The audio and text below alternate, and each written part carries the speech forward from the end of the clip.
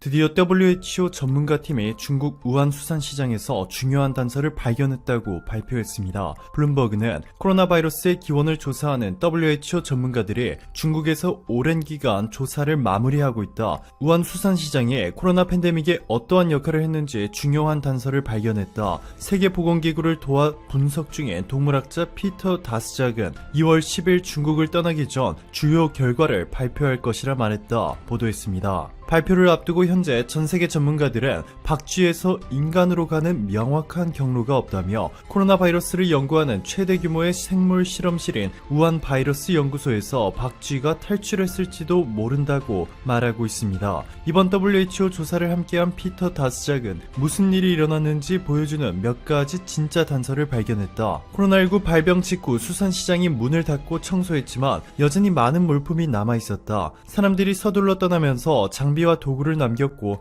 우리는 그것들을 조사했다 라고 전하며 의미심장한 말들을 남겼습니다. 이러한 상황 속에서 현재 전세계는 또다시 아비규환이 되고 있습니다. 현재 출시된 백신들이 충분히 커버하지 못할 만한 위협적인 변이 바이러스가 한국을 포함한 전세계 곳곳에서 빠르게 퍼지기 시작했기 때문인데요. 한국에서는 최근 변이 바이러스 감염자 12명이 한 번에 추가돼 누적 50명을 돌파했습니다. 변이 바이러스가 충격적인 이유는 기존에 안전하다고 믿었던 백신마저 뚫어버렸기 때문입니다. 영국의 파이낸셜 타임스는 옥스퍼드대와 남아공 비트바트스트란트대의 연구 결과 아스트라제네카 백신을 2차례 접종하는 것은 남아공발 변이 바이러스로 인한 경증, 중등증 발현을 막지 못한다는 충격적인 보도를 냈습니다. 파이낸셜 타임스가 임상시험 참가자 2026명 중 무작위로 이중 맹검 시험을 시행했고 그 결과 남아공발 변이 바이러스인 501Y.V2 변종에 대한 면역력이 심각하게 낮은 것으로 밝혀졌습니다. 아스트라제네카 측도 이에 대해 일부분 인정했습니다. 아스트라제네카 관계자는 소규모 1, 2상 시험 초기 자료에서 남아공발 변이 바이러스의 우리 백신의 효과가 제한적인 것으로 나타났다. 대다수 시험 참가자가 젊고 건강한 성인이어서 중증과 입원 예방 효과는 제대로 확인하지 못했다 설명했습니다. 뿐만 아니라 직접적인 연관성은 아직 밝혀지지 않았지만 화이자 백신을 맞은 이들 중 무려 33명의 노르웨이인들이 사망한 가운데 최근에는 50대 미국 의사가 화이자 코로나19 백신을 맞은 후 16일 만에 사망하는 사건이 발생하면서 화이자 백신만을 기다려온 전 세계인들의 충격을 주고 있습니다. 리퍼블릭 월드닷컴은 플로리다 마이애미 출신의 56세 의사가 화이자 백신을 투여받은 지 2주 만에 사망했다. 산부인과 의사였던 그레고리 마이클 박사가 목숨을 잃었다. 전문가들은 백신이 사망으로 이어질 가능성을 완전히 배제하지 않고 있다. 심각한 혈소판 감소증의 매우 특이한 사례다 보도했습니다. 이렇게 전 세계인들이 전적으로 신뢰하고 기다렸던 영국과 미국 백신에 대한 사건 사고 소식이 전해지면서 러시아의 백신이 주목을 받으며 급부상하고 있습니다. 블룸버그는 한때 조롱받았던 러시아 백신이 이제는 코로나 팬데믹에 가장 주목받고 있는 백신이 됐다. 지난 8월 블라디미르 푸틴 대통령이 러시아가 안전 실험을 마치기도 전에 세계 최초로 코로나19 백신을 사용하도록 허가했다고 발표하면서 전 세계적인 비난을 불러일으켰다. 하지만 이제는 러시아가 소련 시대 이후 가장 큰 과학적 돌파구를 인류에 제공함으로써 엄청난 역할을 할 수도 있다. 이번 주 랜싯 의학저널이 발표한 바에 따르면 러시아 백신이 미국과 유럽에서 인정받은 것은 물론 경쟁국인 중국산보다 훨씬 더 효과적인 것으로 증명되면서 전 세계가 러시아산 백신을 기다리고 있다 보도했습니다. 특히 유럽은 러시아산 백신을 얻기 위해 안간 힘을 쓰고 있는 것으로 알려졌는데요. 뉴욕타임스에 따르면 유럽연합은 지난해부터 접종을 시작했음에도 아직도 저조한 접종률을 보여주고 있습니다. 스페인 4.3%, 이탈리아 4%, 독일 3.8%, 프랑스 2.9%에 그쳤습니다. EU가 선구매한 백신은 15억 회분에 달하지만 아직 유럽 회원국에 공급된 백신은 1290만 회 뿐이었습니다. 뉴욕타임스도 러시아의 백신은 안전하고 효과적이다 라는 파격적인 제목과 함께 러시아의 백신은 91.6%의 높은 효능을 가지고 있으며 코로나19 중증 사례로부터 완전히 보호하고 있음을 보여준다. 지금까지 아르헨티나, 헝가리, 세르비아 등 15개국이 러시아의 스푸트니크 V 백신을 긴급 사용 승인했다 보도했습니다. 스푸트니크는 소비에트 연방이 세계 최초로 인공위성을 띄운 우주개발 계획을 말합니다. 1957년 세계 최초의 인공위성 스푸트니크 1호와 2호가 발사됐고 다음 해인 1958년 스푸트니크 3호가 발사됐습니다. 그리고 지난해 8월 러시아는 세계 최초로 코로나19 백신을 공개하며 스푸트니크 V라고 이름을 지었습니다. 스푸트니크 V는 바이러스 벡터 방식의 백신으로 코로나19 항원 유전자를 인체에 무해한 아데노바이러스 등 다른 바이러스 G형에 주입해 체내에서 항원 단백질을 생성해 면역 반응을 유도하는 백신입니다. 한국에서 접종 예정인 아스트라제네카나 얀센 백신과 같은 방식이죠. 스푸트니크 V는 분말 제품을 보관하면 2에서 8도 사이의 냉장 보관이 가능합니다. 따라서 영하 70도 초저온 유통이 필수인 화이자 백신보다 운송과 보관이 훨씬 편하고 신속하게 이뤄질 수 있습니다. 김우주 고려대 구로병원 감염내과 교수는 그동안 3상 결과는 없는데도 푸틴 대통령이 성급하게 승인했다는 점에서 비판을 받았는데 좋은 저널의 리뷰를 거쳐 실렸기 때문에 국제사회가 스푸트니크 V를 새롭게 보기 시작했다 전했습니다. 메르켈 독일 총리는 독일 방송 ARD와의 인터뷰에서 러시아산 백신에 대한 좋은 자료를 접했다 라며 블라디미르 푸틴 대통령과 스푸트니크 V를 두고 대화한 사실까지 공개했습니다. 자, 그런데 여기서 더 놀라운 점은 바로 이렇게 러시아 백신에 대한 전 세계적 수요가 급부상하고 있는 가운데 한국이 이미 러시아산 백신 스푸트니크 V의 핵심 생산 거점이 되면서 전 세계인들의 시선이 한국으로 쏠리고 있다는 것입니다. 한국의 의약품 수출업체인 지엘라파는 러시아 국부펀드 RDIF와 코로나19 백신 스푸트니크 V 백신을 한국에서 연간 1억 5천만 회분 이상 생산하는 데 합의했다고 밝혔습니다. 지엘라파 측은 최근 러시아 국부펀드와 추가 물량 생산 계약에 대해 논의 중이다. 추가 생산 물량이 늘어나 생산 능력이 부족할 경우를 대비해 국내 바이오 업체 중 생산이 가능한 회사들과 컨소시엄을 꾸릴 계획이다 전했습니다. 즉 러시아 백신에 대한 전 세계적 수요가 폭증할 경우 국내 백신 생산 회사들을 끌어들여 함께 매년 수억 개의 백신을 생산해내겠다는 것입니다. 아스트라제네카와 모더나에 이어 러시아까지 한국을 백신 생산 거점으로 백신을 생산하고 있는 것은 한국이 바이오 의약품 위탁 생산 CMO 강국으로 세계에서 가장 우수한 인프라를 가졌기 때문입니다. 스테판 방셀 모더나 CEO는 코로나19 백신을 개발하긴 했지만 생산 역량이 부족하다. 한국의 위탁 생산을 맡기면 대규모 생산을 성공할 수 있을 것이다 전했고 러시아 국부펀드 키릴 드미트리예프 대표는 러시아 언론사와의 인터뷰를 통해 한국 기업 덕분에 12월부터 백신을 대규모로 공급할 수 있었다. 한국이 아시아의 허브라고 생각한다 전했습니다. 뿐만 아니라 러시아는 소비에트 연방 시절의 전성기를 다시 한번 누리기 위해 한국과 초대형 프로젝트를 진행하고 있습니다. 한국, 중국, 몽골, 일본, 러시아 광역 전력망인 동북아 슈퍼그리드를 구축하고 러시아에서부터 북한, 남한으로 이어지는 초대형 가스관 연결, 극동 지역 항만 건설 및 초현대화, 러시아 전체를 한국의 기술력으로 완전히 도배하려 하고 있습니다. 오늘도 감사합니다. 최고로 멋진 하루 보내시길 바랄게요. 드디어 4월이면 KF-X의 시제기 6대가 출고되어 시험 비행을 진행합니다. 주변국인 중국과 일본의 견제는 물론 미국은 자국의 F-35 판매를 위해 협력을 거부했었지만 한국은 끝내 그 기적을 일궈내 개발에 성공했으며 2달 뒤에는 그 결실을 맺을 예정입니다. 이를 통해 KF-X는 수십 년간 대한민국 영공을 수호한 기존의 전투기 F-5를 대체하며 앞으로도 현재의 우리와 후손들이 지키며 살아갈 대한민국의 영공을 지켜나갈 전투기의 시작을 알리는 기체가 될 것입니다. 문제는 지금까지 한국을 제외하고는 그동안 딴지를 거는 국가들이나 언론들이 많았고 해외의 반응도 그다지 밝지 못했습니다. 하지만 이제 슬슬 전체적인 실체가 공개되면서 그 말들이 들어가고 오히려 찬사가 이어지고 있으며 한때 일부 언론에서 배제하고 간다던 인도네시아에서도 급하게 들어오는 등 상황이 긍정적으로 흘러가고 있습니다. 이렇게 현재 코로나라는 어려운 상황 속에서도 한국은 KF-X 사업을 예정대로 순조롭게 진행하며 해외에서 찬사를 받고 있지만 일부 언론에 따르면 일본이 이상한 조짐을 보이고 있다는 것을 전했습니다. 아마도 한국이 전 세계에서 4번째, 아시아에서 두 번째로 스텔스기를 보유할 것이라는 것에 불안감을 느끼는 것 같습니다. 한국과 일본, 그리고 해외에서 바라보는 KFX의 모든 것 함께 알아보겠습니다. 한국의 역사에서 가장 크고 해외에서도 활약이 기대되는 KFX. 사실 그동안 어려움이 많았습니다. 스텔스 전투기가 말이 쉽지 현재 전 세계에 실제로 자체 제작해서 운용 중인 나라는 미국, 러시아, 중국밖에 없습니다. 구체적으로 2021년 오늘날 전 세계에서 현역에 배치된 스텔스 전투기는 미국의 F-22와 F-35, 러시아의 수호이 57, 중국의 젠 20밖에 없습니다. 이 중 러시아 전투기인 수호이 57은 첫 양상기 교부를 완료한 지 약 1년 정도 돼서야 실제 작전 능력을 갖추게 되었습니다.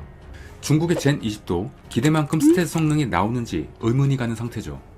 이것만 보더라도 스텔스 전투기 개발이 얼마나 어려운 일인지 알 수 있습니다. 한국이 이번에 성공을 이룩한다면 전 세계에서 네 번째로 스텔스기를 제작, 자체 운영 가능한 나라가 되는 것입니다.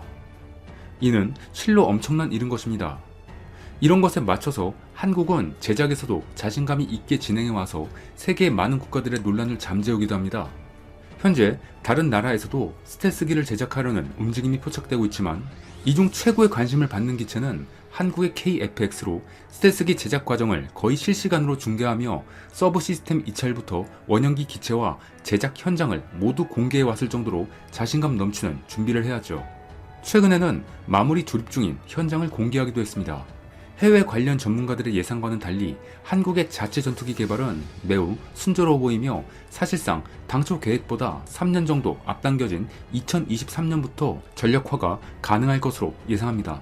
불과 60년 전 쓸만한 탱크 한 대조차 만들기 힘들어서 타국이 사용하던 것을 들여와 이용하던 한국이 미국, 러시아 같은 군사 강대국들도 개발이 쉽지 않은 자체 개발 스텔스 전투기를 개발하는 이유와 그 성과가 다른 나라에서도 놀라움을 보이며 그 이유를 궁금해했습니다.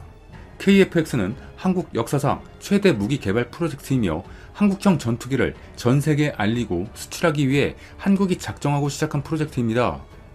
전투기 개발에만 9조 원, 120대 생산에 10조 원이 투입되는 약 20조 원짜리 초대형 무기 국산화 사업입니다.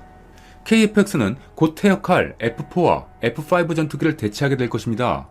이 전투기가 2023년부터 배치되면 한국 공군의 전투력은 급상승하게 될 것으로 예상합니다. 개발 목표는 5세대급 스텔스 전투기인 F-35와 맞먹는 성능을 갖춘 것이지만 실제로 그 성능이 그 이상일 수 있다는 것이 전문가들의 분석입니다.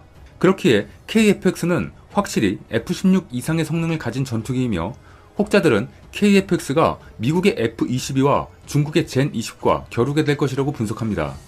KFX는 동체 구조를 일부러 F-22와 유사한 스텔스 모양으로 설계했습니다.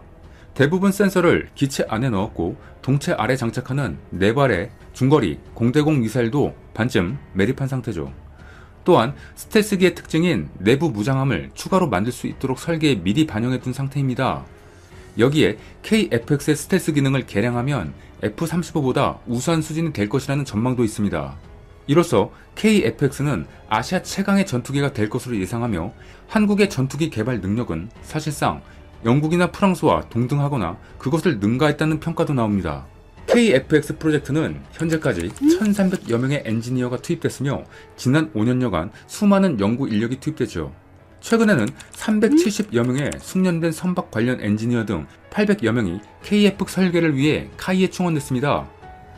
선박 설계와 항공기 설계는 근본적으로 비슷하기 때문에 구조 설계 및 해석, 개통 설계 등의 분야에서 카이로 유입된 한국 선진 선박 엔지니어의 기여도가 큰 도움이 되고 있습니다.